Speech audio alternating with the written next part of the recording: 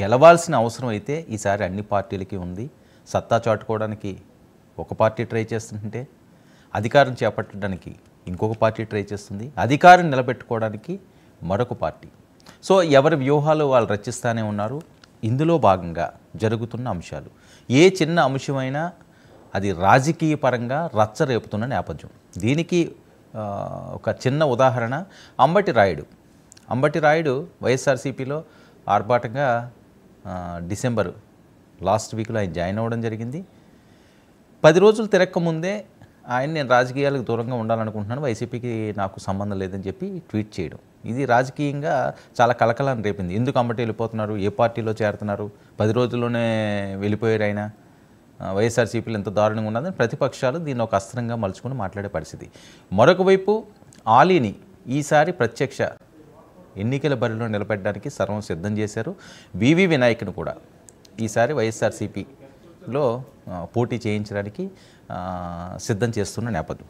ఇలాంటి పరిస్థితుల్లో మరొక వైపు కీలకమైన అంశం జూనియర్ ఎన్టీఆర్ అంశం అన్నది ఎప్పుడు అది తెలుగుదేశం శ్రేణులకి అందరికీ కూడా ఆయన ఒక హైప్ ఉంటుంది. ఖచ్చితంగా పార్టీకి ఆయన అండుండిలో ఉంటే ఖచ్చితంగా గెలిపొస్తుంది. మంచి ఫాలోయింగ్ ఉన్న హీరో కాబట్టి, నందమూరి వారసుడు కాబట్టి, ఎన్టీఆర్ గారు పోలికలు పుణుకుపుచ్చుకున్న చిన్న ఎన్టీఆర్ అని చెప్పి ఆయనకి ప్రశంసల వర్షం కురిపిస్తూనే ఉంటారు. సో ఈ టైంలో చంద్రబాబు నాయుడు గారికి జూనియర్ ఎన్టీఆర్కి వచ్చిన గ్యాప్ అందరికీ తెలిసిందే.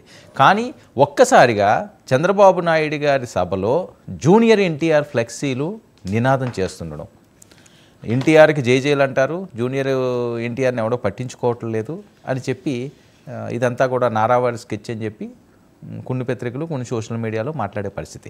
ఇవన్నీ కూడా ఒక అంశంలో హాట్గా సాగుతుంటే, మరొక వైపు హిందూపురం టార్గెట్గా పెద్దిరెడ్డి విస్తృతంగా పర్యటిస్తున్నారు. అలాగే బాలకృష్ణ గారు పర్యటిస్తున్నారు. 1983 నుంచి హిందూపురం తెలుగుదేశం పార్టీకి కంచుకోట.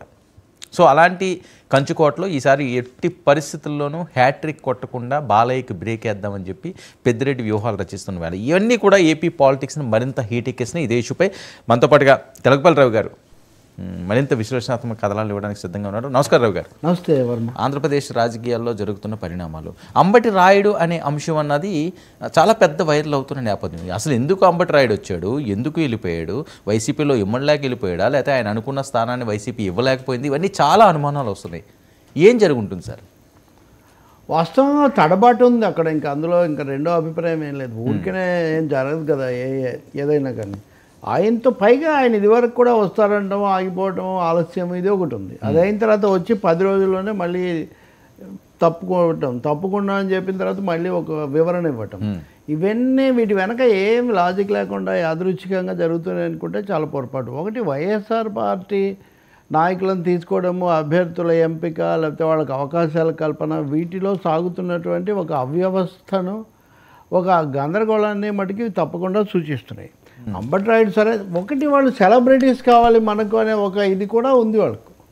అక్కడ పవన్ కళ్యాణ్ లాంటి ఒక క్యారెక్టర్, పవర్ స్టార్ అక్కడ ఉన్నాడు, ఎన్నికల్లో చాలా ప్రభావం ఉంటుంది. సరే, బాలకృష్ణ ఎలాగో ఉన్నాడు, ఇంకా ఒకరిద్దరు మద్దతుదారులు ఉండొచ్చు.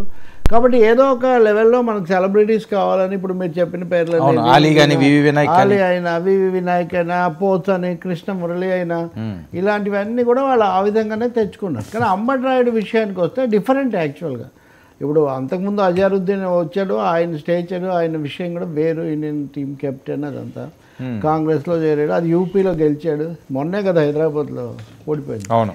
సో ఇక్కడ అంబటి రాయుడిని ఆలస్యంగా తెచ్చుకున్నారు.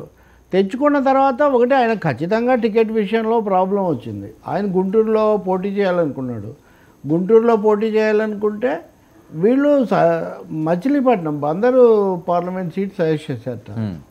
అది సోషల్ కాంపోజిషన్ రీత్యా కూడా కాపులు ఎక్కువగా ఉండేది. అది కూడా ఆయన గుంటూరు ఎక్స్పెక్ట్ చేశాడు. గుంటూరు ఆయనకి ఈగోగా ఉన్నాయను ఎట్లాగో మారుస్తుంది. అంటే ఇప్పుడు ఆయన్ని పిలిచి ఇక్కడ చేయమని కృష్ణదేవరాయలు అడగటం, అంటే ఇష్టం లేని లావు కృష్ణదేవరాయలేమో ఇక్కడ చేయమని అడిగి ఆయన దాదాపు బయటపడిపోయాడు. అంటే నేను ఒప్పుకోను, నాకు నరసరావుపేట ఇస్తే నేను చేస్తాను, లేకపోతే నాకు కుదరదు అన్న పద్ధతిలో చెప్పేశాడు. అంటే ఇక్కడ డబుల్ వామీ అంటారే, 2 దెబ్బల్లాగా ఉంది ఇక్కడ పరిస్థితి. గుంటూరుకు అభ్యర్థి సెట్ కాలేదు, వాళ్ళు కోరి తెచ్చుకున్నటువంటి సెలబ్రిటీని వాళ్ళేం ఒప్పించింది లేదు. బందర్లో గ్యాప్ అలాగే మిగిలిపోయింది. బందర్లో బాలచౌరెల్లి వేరే పార్టీలో చేస్తాడేమో అని ఆ వార్తలు వినిపిస్తున్నాయి. ఇదంతా ఒక ఏమనాలి, మేనేజ్మెంట్ మిస్మేనేజ్మెంట్ అనండి, లేకపోతే ల్యాక్ ఆఫ్ మేనేజ్మెంట్ అనండి, అది స్పష్టంగా అర్థమవుతుంది. సరే రాయుడు అందుకే మానేశాడా అంటే దానికి ఒక చిన్న కారణం కనిపెట్టాడు. ఇప్పుడు ముంబై ఎమిరేట్స్ ముంబై ఇండియన్స్ వీళ్ళ తరఫు నేను దుబాయ్లో ఆడుతున్నాను, దుబాయ్లో ఆడటం కోసం వెళ్ళాలి అంటే ఏ పార్టీతో సంబంధం ఉండకూడదు, కాబట్టి నేను రాజీనామా చేశానంటే వైసీపీ నుంచి కూడా దీని మీద పెద్దగా స్పందన వచ్చిన నేపథ్యం లేకపోవడం. సో అదే ఆ ఎమిరేట్స్కి ఈయన ఆడుతున్నారు, సో ఆయన బిజీగా ఉన్నారు, ఆయన షెడ్యూల్ సెట్. ఇందులో రాజకీయ నైతిక సమస్యలు చాలా వస్తాయి. ఇప్పుడు ఉదాహరణకు ఎమిరేట్స్కు ఆడడానికి తన రాజకీయ హోదా అడ్డమవుతుంది అనుకొని మానేశాడు అంటే ఇప్పుడు ఇచ్చిన వివరణ ఫేక్ అనుకోవాలా? అంటే టెంపరీగా ఏదో ఆ టోపీ తీసి పక్కన పెట్టి మళ్ళీ రేపు వచ్చి నేను అంటే దుబాయ్ నుంచి వచ్చిన తర్వాత నేను మళ్ళీ వైసీపీలో చేరతానని అంబట్రాయుడు చెప్తున్నాడా? అవును. కాబట్టి ఇంకోటి, మీరు ఇక్కడికి వచ్చి చేరే ముందు 10 రోజుల్లోనే ఈ పరిస్థితి వస్తుందని మీకు తెలియదా? కాబట్టి ఇక్కడ అన్ఆన్సర్డ్ క్వశ్చన్, సమాధానం లేని ప్రశ్నలు చాలా చాలా ఉన్నాయి. ఇది అందుకనే ఇది ఏదో రాజకీయమైన సమ్ కైండ్ ఆఫ్ బంగ్లింగ్ ఏదో జరిగింది, కమ్యూనికేషన్ గ్యాప్ వచ్చింది, రెండవది ఆయన ఆస్పిరేషన్స్ ఏవో నెరవేరలేదనేది మనకు అర్థమవుతుంది. రాయుడు సంగతి పక్కన పెట్టి వైసీపీ కోణంలో చూస్తే మరి ఆయన పిలిచేటప్పుడు ఆయన ఏమనుకుంటాడు, మనం ఏం చేయగలుగుతాము అని కనీసంగా ఒక హోంవర్క్ లేకుండా పిలిచారా? అంటే ఆదుర్దాగా మా దగ్గరికి వచ్చారని ఏవో ఒక ఇంప్రెషన్ ఇవ్వడానికి ప్రయత్నించి భంగపాటుకు గురైనట్టుగా మనకు స్పష్టమవుతుంది. ఇంకా దాంతో డకౌట్ అయిపోయాడు, గ్రౌండ్లోకి రాకుండానే వెనక్కు తిరిగాడు అని ఇవన్నీ చంద్రబాబు నాయుడు తిరువూరు సభకు కొంచెం మేత సమకూర్చినట్టుగా అయిందంతే. సరే ఏంటి, ఆలీ వివి వినాయక్ వల్ల వైసీపీకి ఏమైనా పాజిటివ్ వైబ్రేషన్